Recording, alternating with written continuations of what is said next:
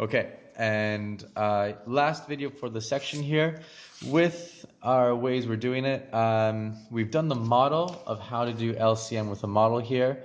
We looked at revolutions. One full revolution was 8 ticks. One full revolution was 6 ticks. How many revolutions or how many ticks will each one need to do for them to match up? Well, 24 ticks.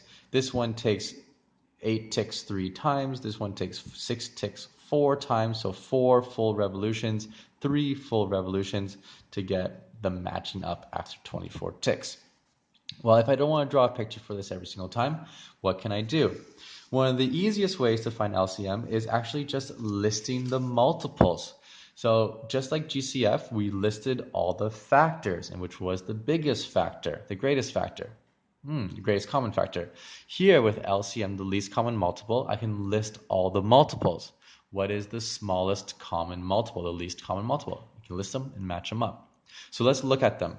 Let's look at the same ones, 8 and 6. Okay? Well, what's the first multiple of 8? Well, the first multiple, that means 8 times 1 is 8. The second multiple, what's the second multiple? That means 8 times 2. Well, that's 16. The third multiple, 24. The fourth multiple, 32. And the fifth multiple, which is 40. Okay? I've listed the first 5 multiples for 8. And it's usually good to just list the first 5 for the first number and then work on the first 5 for the next number. Most of the time, you'll probably find an LCM, the least common multiple, within the first 5. Sometimes you might have to go to the next 5, but let's just do the first 5 to see if we have anything match up. Let's look at the first multiples of 6. So the first multiple of 6 is 6. The second multiple of 6, 6 times 2, which is 12. The third multiple of 6, 18. The fourth multiple of 6 is 24. And the fifth multiple of 6, which is 30. Well, do we have anything that matches up here? We sure do. We have this 24. 24 matches up. It's the first common multiple. It's the least common multiple. Will I have more multiples over here that are common? Yes, of course, but I want the least one. And let's have a quick peek over at our model from last video. If we look at this one, at the model,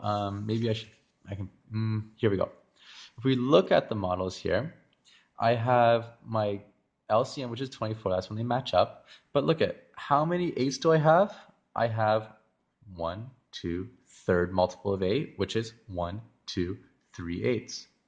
How many 6s do I have? I have 1, 2, 3. It's the fourth multiple, which means how many groups of 6? I have 4 groups of 6. And we can see that they match up. So 3 groups of 8 is the same as 4 groups of 6. So when will 6 and 8 become the same? At the third multiple of 8 and at the fourth multiple of 24. Fourth multiple of 26, which is 24. Therefore, the LCM of 8 and 6 is 24. All right?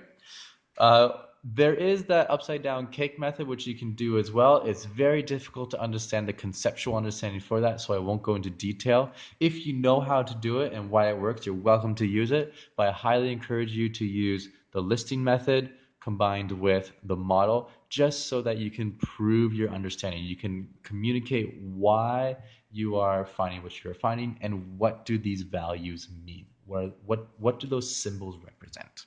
Right? If you have any questions, let me know. I'll get back to you as soon as I can.